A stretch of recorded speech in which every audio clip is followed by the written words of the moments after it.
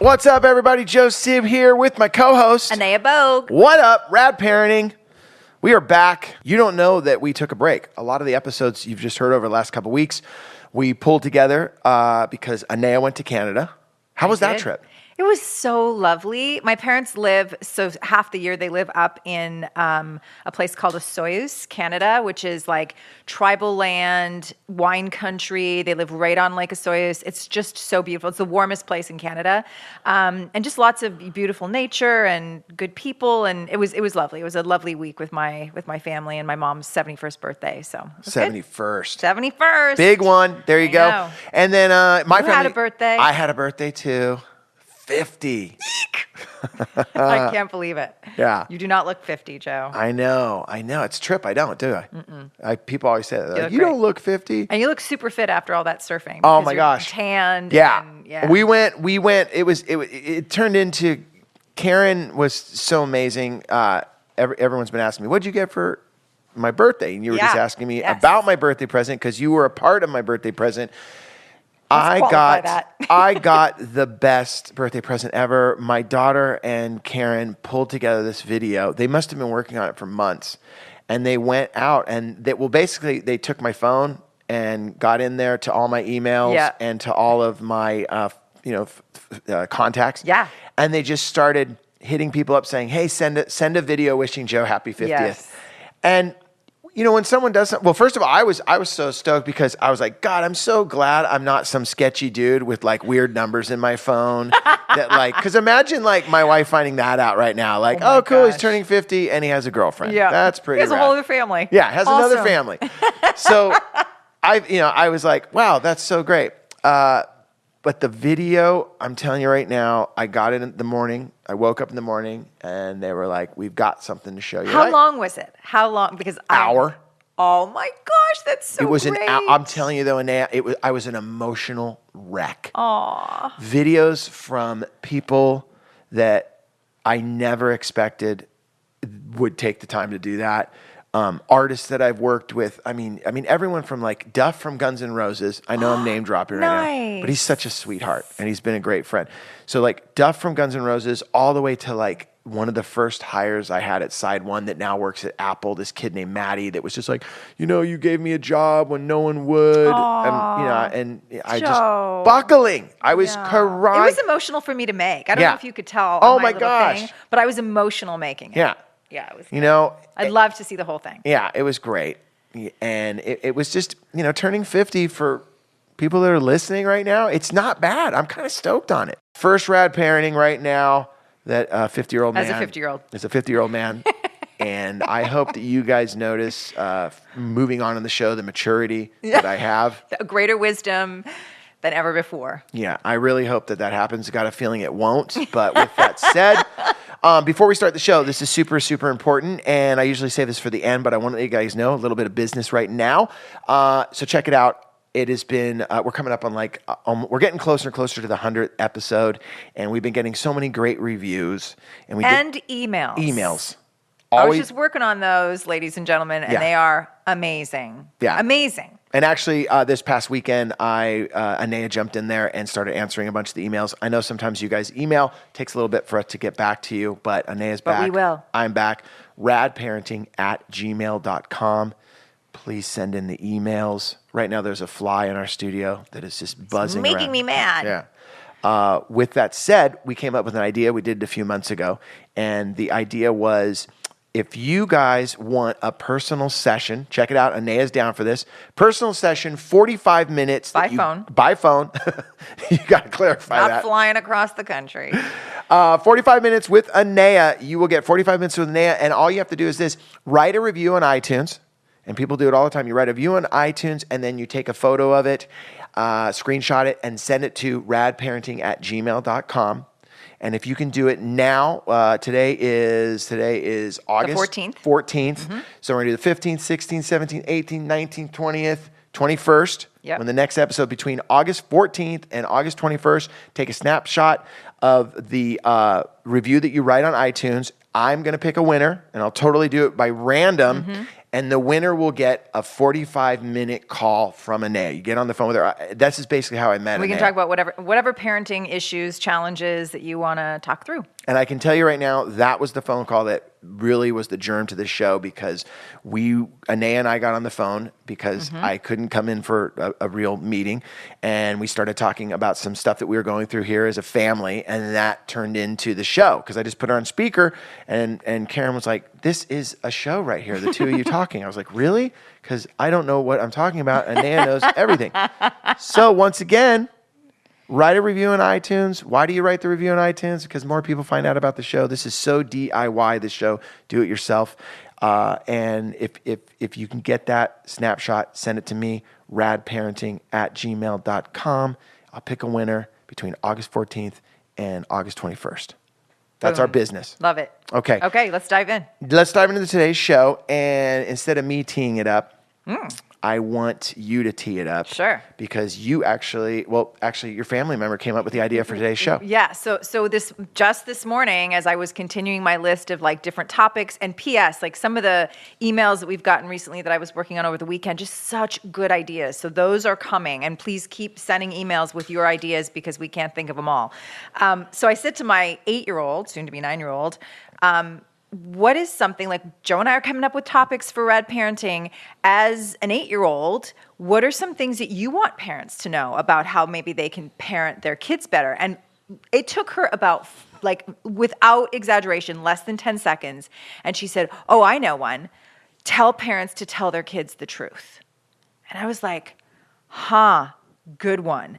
And part of that, and she kind of went on to, she could have just left it at that. But part of what really grabbed my attention is her experience, because we speak so openly with her. And I've said on this show before that my policy is I trust her questions. I trust that her questions mean one of two things. One, just developmentally, she's at a place where she has seen something in the world or experienced something in the world that is now registered with her or is stuck, because kids see things obviously from the time they're itty bitty, and not everything sticks if they're not ready for it. So she's seen something or heard something and it's stuck with her, and now she wants to process it or understand it better. So she comes to me with a question. Or she's heard something that maybe might have been premature, but now she needs some guidance because she's been exposed to it. So I think those are the two situations where we're going to have our kids coming and asking questions. And it's important that we tell them the truth, because they sense when we don't. 100%. I always say kids are really close to the source, spirit, whatever you want to call it. And I think that they have really, really strong intuition. So if the people that they trust most to tell them the truth don't tell them the truth, they feel it, and we start setting them up for some really, like, not trusting themselves and trusting those feelings, but ultimately down the road, not trusting us, because sooner or later they're going to get the correct information or get the truth, and they're going to be like, why didn't you tell me the truth? So that's what we're going to talk about today, is how do we manage that? How do we navigate that? And when you brought up this topic when we were drinking coffee about an hour ago, talking about what we possibly might do for today's show, and you brought this up, I loved it so much because you're going right to the source. There's an 8-year-old living in your house that says, hey, I think it's important that we know the truth. And it right away reminded me of the show that we did on communication and the other show that we did on talking to teenagers. I think we said, talking to the aliens that are teenagers and building that communication with our teenagers. I know a lot of the people that listen to the show, they have the young ones. So this is a perfect show for the people that have young children.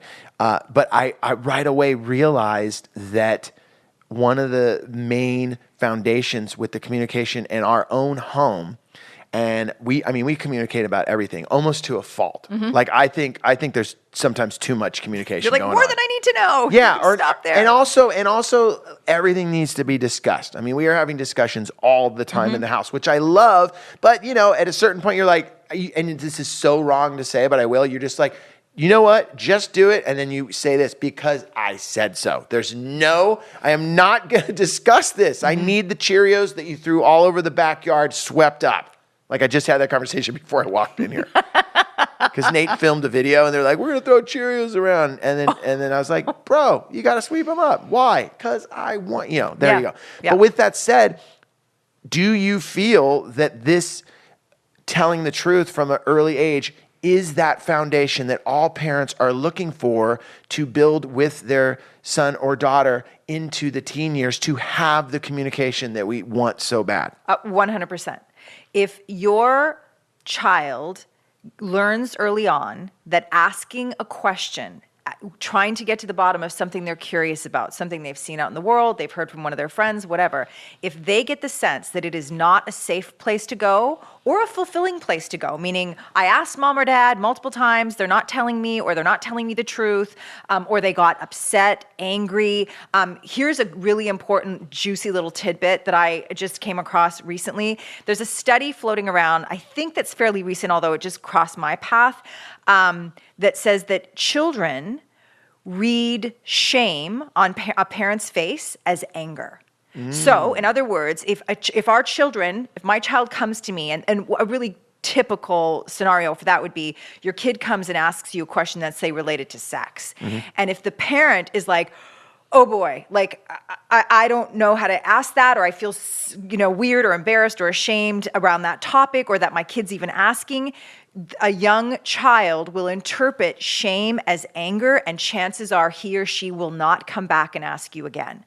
And what that means, ladies and gentlemen, is if your kid does not feel like they can come to you as a source of information, a trusted source of information, then they will go elsewhere, and chances are they're not going to get the same accuracy. Maybe it's not going to be where we as responsible parents would say, okay, so as we've always said, we want to tell truths and information that is developmentally appropriate, right? So if the kid goes somewhere else, and either to a friend or to the internet, for example, they may get a version of the truth that is more than they are ready for. And so it's really important that we give our kids honest, direct answers that are developmentally appropriate when they ask us questions about whatever. Key word you said right there, development. Say it again. Developmentally appropriate. Developmentally. And so okay. I can't even say it. It's a lot of developmentally appropriate. That is so important for you to note that, because a listener, I know I would be like, wait a minute. I got a 3-year-old, wants to talk about sex, which, hey, that happens. Where do babies come from? How do you, more importantly, how do you make a baby? Let's talk about that. Okay. When the developmental, when to dive into certain topics, and obviously opinions here. This is just your opinions. Yes, opinions. But can you broad stroke that for me? Sure. So I think that, first of all, if we're listening and watching, as parents, we should be the ones that know our kid best. We've spent the most time with them. We're more invested in them than any other human being on the planet. And so when I say developmentally appropriate, I want to be really clear that what I'm saying is that our child's questions and the way that they're moving through the world and the way that we see them understand the world is what is going to dictate what is developmentally appropriate, right? Because you could have somebody who's 8 and who's been super sheltered, and so they are going to need a slightly different. And when I say version of the truth, I don't mean it's less truthful. It means that we're choosing language, and most importantly, we're choosing analogies, because children really tend to be able to receive information best. Joe's very excited about this because he's the analogy king. That analogies that are relevant to them is what is going to make it easiest for them to take in that information and have it make sense, right? So that's really what I'm saying. What I do not mean, to be very clear, and this is something that I have a lot of, unfortunately, experience with, is, for example, with Real Girl, I send out an email Do you ever feel that you do not have enough time in the day to do what you're supposed to get done? You're going to work, you're maybe trying to hit the gym, but you forgot that, I got to pick so-and-so up from daycare. I got to get my dad over to his doctor's appointment. I wanted to pick up the house before I left. Wow, check it out. How am I going to get everything done? Well, I'm going to tell you right now. Go to care.com. Care.com. Care.com is the world's largest digital marketplace for finding and managing family care. That is right. Family care needs can be unpredictable. You got sick kids. You need someone to stay home. Man, both parents are out there trying to make a living. Your kids get sick. Who's going to stay home? Who's going to miss out on that cash? Now you go to care.com and they'll have someone for you that can look after your kids. Don't stress your life away. Seriously, most working parents worry about their kids every minute of the day. you're more at ease and more focused when you know your kids or your parents or even your pets are well cared for. Best part is this, care.com provides access to a variety of background check options you can purchase to help make sure that you're making the best hiring decision. That's my favorite part right there. They're letting you know there's a million different things for you to check out on the background check options so you know who's going to be there with your kids or with your parents or with your pet taking care of the situation. Care.com. Check it out now. If you go to care.com right now, you ready for this? To save 30% off care.com premium membership, visit care.com/rad parenting when you subscribe, and you're going to get 30% off.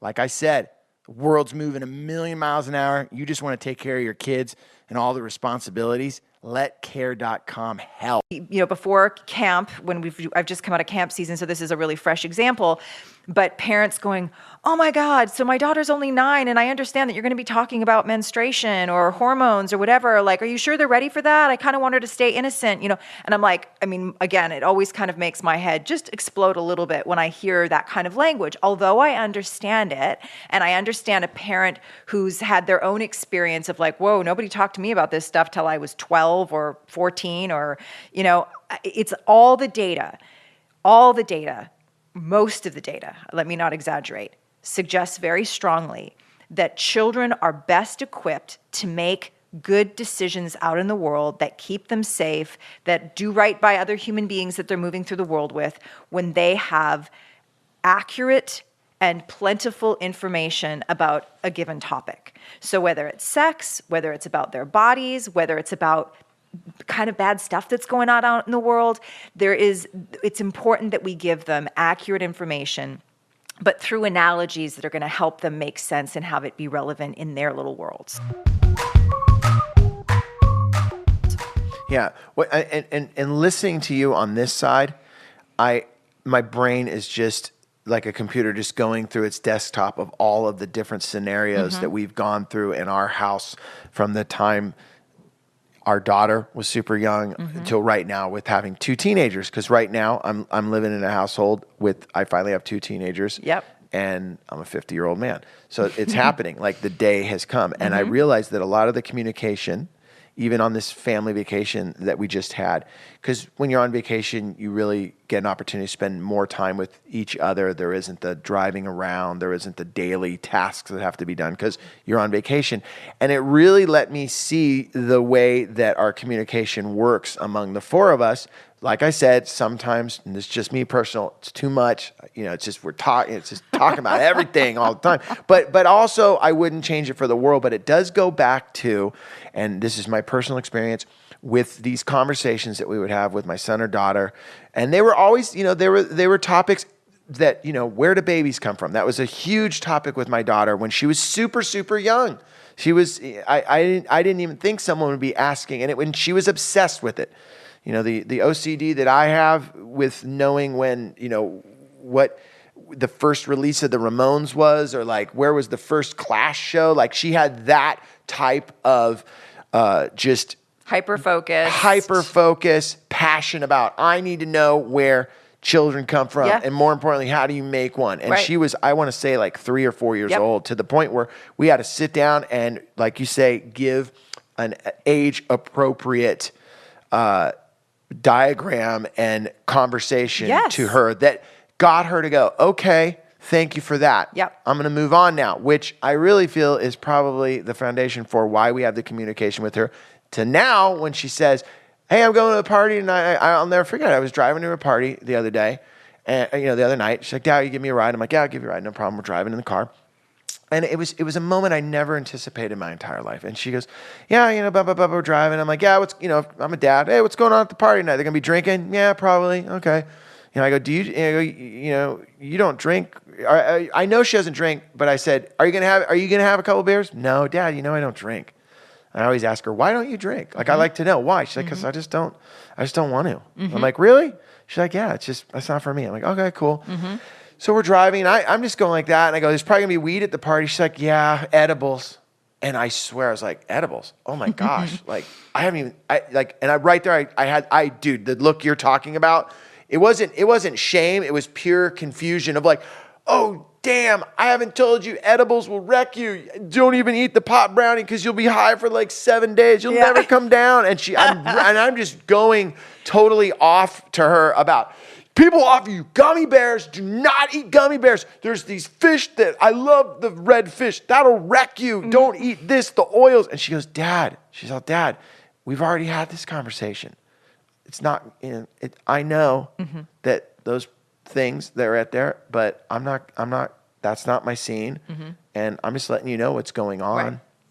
Right. She's also a 16-year-old young lady. And I was like, wow. And right there, it made me realize, because we had these conversations and we told her the truth in a way that her brain could understand it. We weren't busting out movies going, hey, this is how you make a person. Check it out. We weren't doing that. But I really feel that was really the core to us having that honesty in the family. Yeah, which sometimes, and I'll share this with you guys right now, and I know Anea is going to back me on this, sometimes communication and honesty is scary.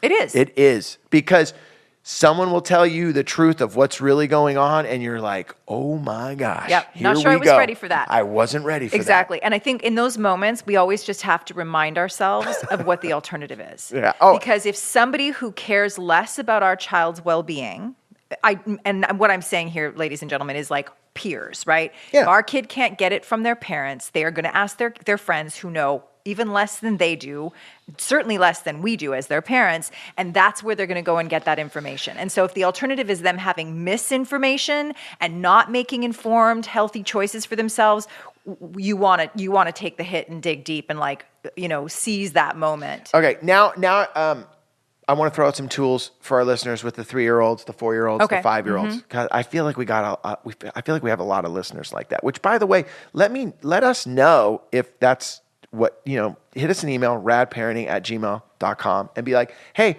I listen to your show and my son or daughter is 5. Yep. Just so we can get a gauge of where you guys, where everyone's at. Okay.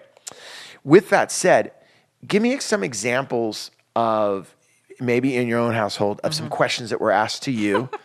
Is that cool? I have an extraordinarily curious daughter, so okay. Yeah, my youngest. Yeah, and so the thing I always love about you is you have a 21-year-old and then you have an 8-year-old. So you have this is how it went down and this is how it's going down. Yeah.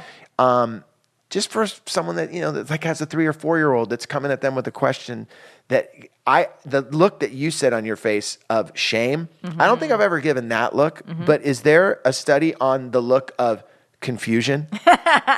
Because this is the look. I'm going to show you the look I give a lot of times, like that, just what are we really right now? Right. We're going to talk about this. Sure. So can you kind of maybe break that down for the parents that are just starting the journey with some of the questions that are coming in? So the kinds of questions, or maybe some of the questions that you had in your own household. I gave you the where do babies come from? So how do you make them? That's going to be a big one. That's going to be a big one. But even in the world right now, I mean, there's a lot. You look at the news. There's a lot of tension out there. There's a lot of bigger issues going on. Does Pi look at that and go, "Wow, what's going on there?" For sure. And how do you give a snapshot of the world, but also not scare your child and not ever come out of the house again? Whew. Okay, so there's a lot there. So let me say first and foremost that just to put everybody's minds at ease in terms of having those oh dear, wasn't expecting this yet, you are 100% always allowed. And I would encourage you to, if you need to take a beat, which might mean, you know what? That's a really good question. And that language is also really important, by the way. That's a really good question. I'm so excited that you have such a curious mind. Making statements like that are going to be really important in encouraging your child to feel safe and keep asking you questions. You want them to keep coming to you. Okay? I love that. Even if it makes you squirm. So saying that's a really great question, or I'm so happy that you're so curious. I'm going to need a minute to think about that. Or I'm going to need to I'm going to think about that today while I'm at work and you're at school, and let's talk about it at dinner, or let's talk about it before bedtime.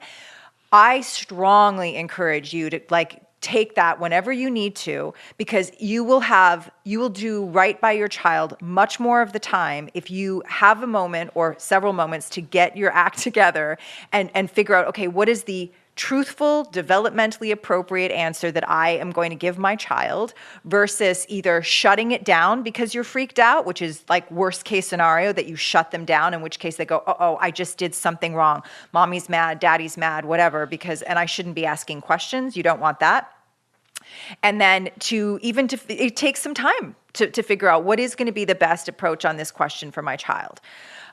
So that's number one. And then number two is in terms of the questions that are probably going to come up most often that are going to be notable are going to be about the topics that we're not speaking about openly in front of them. So it's going to be sex. It's going to be death. It's going to be babies. It's going to be things, and it's really important because we want them to have a healthy relationship with those topics. All of those things are part of life. And if we want them to move through the world and feel like they are informed and they have information, and it's good for them to keep asking questions, whether they're sitting in school or they're sitting at the dinner table or driving to school, then we have to create an environment that really nurtures that.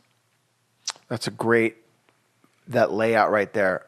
Really, gosh, I wish I would have had that, 10 years ago. Taking a beat. I love that. For sure. We take a beat in everything else in our life. You get up in the morning, you write your to-do list. All right, I'm going to do this. I'm going to do that. And the danger of not doing it is our kids can misread our panic when we don't believe we can take a beat as, I just did something wrong. It's no different than when we tell our kids, hey, I totally blew it today. I want to let you know that I acted this way. That was out of line. I'm a human being. Yep. You're repairing the rupture. Absolutely. Your children see you taking responsibility for your actions. So what you're saying here is that, check it out. I'm not Google. I don't have every answer. That is a killer question that you just asked me. Let's go find out together. Yeah. Let me get my thoughts together, and then I'm going to get back to you at the end of the day. I love that. The question you asked me is awesome, and I'm going to answer it in 6 days. So there you go. Yeah, no, for sure. So I think just having that, first and foremost, having that in your back pocket, knowing that the kinds of questions, and let me tell you, people, we underestimate. Think back to your own childhood and then drop whatever, if you were 8 when you started asking about sex, drop it back 2 or 3 years, because the exposure that our kids have, and it could even be even if you're a no TV household, if you drive in the world, there are billboards, our kids are not in bubbles. They're exposed to other kids who don't have the same restrictions. So it's really important to sort of anticipate what is probably coming down the pipe so that you can be as prepared as possible, while knowing all the while that at any given moment, if you're caught off guard or you're not quite ready, you can take some time. Hardest question you've ever been asked by your 2 kids? That you had to take a beat. I want to know what gave you, Anea Bogue, that you had to say, I got to take a beat. There have been a few. I would say I had no idea that my 8-year-old was going to be and this initially happened at least a year ago. I mean, she was not satisfied with just she wanted to know where babies came from, how that whole thing went down. And I thought we were just going to be able to be they come out of a mommy's belly, blah, blah, blah. But she wanted to know, and at every answer I gave her, she had another question, where did the sperm come from? How does it get out of the man's body? These kinds of, and I had to just continue to roll with it. And I was okay also being wow, you have lots of questions and I'm really trying to keep up with you here, but this is a little bit hard for mama because I wasn't expecting this. You can say those things. The key thing is we don't want to have a reaction that they read as, I've just done something wrong by asking my mom or my dad questions, because they won't do it. They'll stop doing it. And to your point, by the time they're teenagers and they're navigating really challenging territory, we want to have this open line of communication and this foundation for safe, open question asking to be well established. Well, it's just like anything that we've ever read, is that you can't expect to have the trust of your children at 15 and 16 if in the early stages of your relationship with them, you were not able to be truthful with them. And like you said, age appropriate, but they go, wow, anytime I ask this guy a question, it's a BS answer. So why am I going to tell him what's going on when I'm 15 or 16, 19, 20, 21? It really starts the line of communication so early on. And that's why I felt that this show was so important, because it is one of those tools that we can have in the parenting toolbox that really stays in there the whole relationship with your son or daughter. Yes. Yeah. And there's just no going wrong with this, because I'm going to just throw out this other word is we want our children to trust us, and we want that trust to be rooted in reality, like not a false sense of trust, like, oh, my mom and dad love me, but that they feel in their bodies when they're coming to us with questions that we have told them the truth. Because if our children distrust us, then the whole relationship, not only the communication, but all the various facets take a hit, in my opinion. I really think that if you think about any relationship that you have out in the world, or the sort of prototype experience you want them to have for what a trust-based relationship feels like, looks like, sounds like, you're it. So set that bar with them so that when they go out in the world and they're communicating with other people, and maybe somebody else, a random person, a friend, a teacher, is not telling the truth, they trust that feeling in their body when something is not the truth. And we're seeing, I think, right now in this country, how important it is to not only be educated, but to know the difference and to have a critical mind and be able to sense like what's true and what's not, so that if you're going to form an opinion or take action in the world, it's rooted in being informed with truthful information. Yeah, and there's always been, at least when I was growing up, question the answers. That was just something nice. my parents always said to me, question the answer. Don't be it. afraid to question the answer. I got to ask you this. Are there any times in raising your two daughters that they asked you something that was just too heavy for you to really give them the truthful answer? I don't know why I'm thinking of this, but like, I don't know, maybe some sort of, I'm just thinking of this because it's August and it was, during the Manson. The whole Manson thing years ago. Wow, and, that stuff floats around. Dad, what was the Manson murder? The anniversary of the Manson murders. I know. Right now, everyone listening to Rad Parents like, whoa, downer. Wow. Yeah. This is a downer. We just took a turn. But, any topic that's a young mind asks you that you do feel like, hey, you know what? I'm not going to tell them the truth. 100%. I'm gonna maybe pat it a little bit. Is that the age appropriate? That's the age of the developmentally appropriate piece.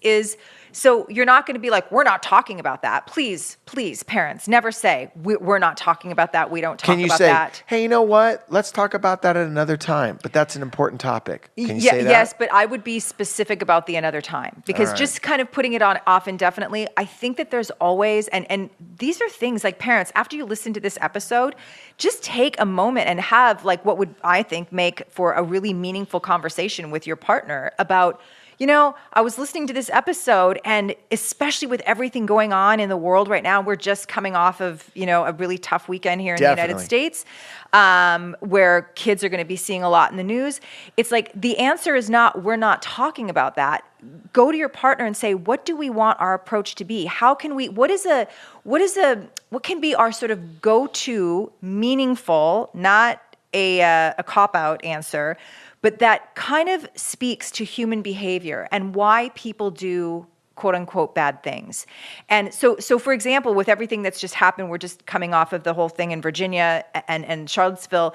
And so to me, it's like if you had a child that hears something at school or on the news, there's a conversation to be had about, sometimes when people are afraid, they treat each other really badly. And if you don't give that answer, going back to what you said a few minutes ago, they're going to try to find the answer somewhere else. That's right. And if you go on the internet, do you really want the answer coming from there? You do not want unfiltered from someone else that's outside of your family, or do you want to hit it head on? And I think it's so important what you also said, sitting down with your partner, and I love the idea of before those questions are asked, make a list. Hey, how are we going to handle this? Yes. When they ask this, well, they're never going to talk about that. Write it on the list. Yes, they are. Yes, they are. Yeah. Yes, if they are. you thought of it, it's because you've been exposed to something in the world, and they, one way or another, we live in I call it everywhere media.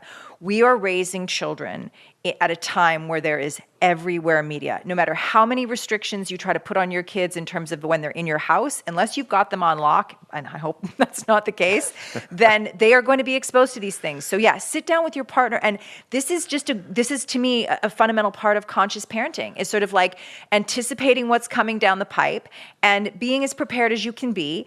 And if in the moment, just to reiterate one more time, you are caught off guard, you are 100% allowed. And it's great modeling too. Our kids shouldn't feel like if somebody comes to them with an answer that they have to either lie or come up with something just to have something to say, rather than knowing that it's 100% okay to be like, I'm not sure what I think about that yet. I need to get back to you on that. Or I need more information before I can share that with you. Or I don't know. Let's find out together. My biggest takeaway from this episode, take a beat. Take a beat. Yep. We take a beat in our life all day long. Why not take a beat when we get asked a question that we don't have the answer for, instead of just throwing something out there that's BS? Because our kids are going to know that. We're knowing it. We're doing everyone a disservice at that point. Nothing wrong with saying take a beat, but going back to what you're saying, also throw a time period on when we are going to talk about that. Yes, be specific about when you're coming back to it, so that they don't think that you've also been dishonest about that. Like, oh, I thought we were going to talk about this, Mom. How come it hasn't come up again? Yeah, you said take a beat and then you ran away, Dad. That's right. You ran to the hills. Yes. I never saw you again. Yeah, and I think remembering that when silence communicates, most of the time, silence communicates that this is something that's bad, this is taboo, this is something that's shameful that we're not supposed to talk about. And then it steers our kids sort of into the shadows to find out in other ways. And that rarely, if ever, goes well. Things that have to that can't come into the light and be talked about or looked at or processed tend to mutate into something that is not so good. Love it. Great episode. Yeah. Thank you, Pi, for Thank a great you, Pi. topic. Talking the truth. Yeah. Before we get out of here, I want to let everyone know, too, that you have a chance to hang out with Anea and myself October 1st. It's a shout out that's going to be going on. It's about over, we're almost what? 6 weeks out. 6 weeks out. Yep. October 1st, it's Stand Up for Girls. It is a show that will be going on at the Improv in Hollywood. So that's the only bummer, is that if wherever you are, you got to come to Hollywood. You're not in LA. You're not in LA, but if you can, some of the comics on the show, I'll be hosting the night. Some of the comics we have on the show, Anea. Pete Holmes from HBO's Crashing in their second season. Nikki Glazer. Natasha Leggero from Another Period, and a bunch of other stuff, and more that are coming down the pipe very, very soon. There's a huge superstar. We cannot say their name, but if it happens, I'm going to be so stoked because I'll be hosting, so I actually get to shake their hand when they come to the stage. And this is, we need to say, so this is our annual fundraiser for, so as most of you know, years ago I created a program called Real Girl. It's an empowerment program for girls. Also now we have boys programs, Real Boy. In Guatemala, our program is thriving in terms of the need and the schools that have us in, but it is a 100% fundraise-based program. And so the Real Girl Foundation, which is our not-for-profit arm, does this fundraiser every year. Tickets are 100% tax deductible. Every penny goes to supporting our program and the empowerment work that we're doing with girls and boys domestically and internationally, and we would love to have you out. And to get tickets, all you have to do is go to improv.com, and then you select the Hollywood Improv, and then all the information for the show will be there October 1st. Come on out, support. If you're in Los Angeles, please, please come. And the last thing we're going to let you guys know, or last thing I'm going to let you know, is September, I believe, 19th and 20th, I will be in Seattle and Portland. And we have great listeners up there because I can go on and see where all you guys are listening to the show. And Portland, Seattle, come out for the show. We'll give more details about that later. But right now, it's all about October 1st. Stand Up for Girls, live at the Improv in Hollywood. Huge, huge lineup. I'm super excited about it. Last time I wore a suit when I was on the show. Yeah, I know you did. And it really is, what's so great about this event is you get a whole bunch of great comedians all in one sitting, and it's for a good cause, and it's a tax deductible ticket. So love it. All right, want to thank everyone for listening to the show. Any questions, you can always hit us up at radparenting@gmail.com. Also, between October 14th and, August 14th and August 21st, send us a snapshot, a screenshot of your review on iTunes. I'm going to pick a winner, and Anea will call you at your house and spend 45 minutes with you on the phone for free. Like, that is amazing. 45 minutes dedicated time from Anea Bogue. That's all I got to say. All right, my name is Joe Sib. And Anea Bogue. We're out of here. Late.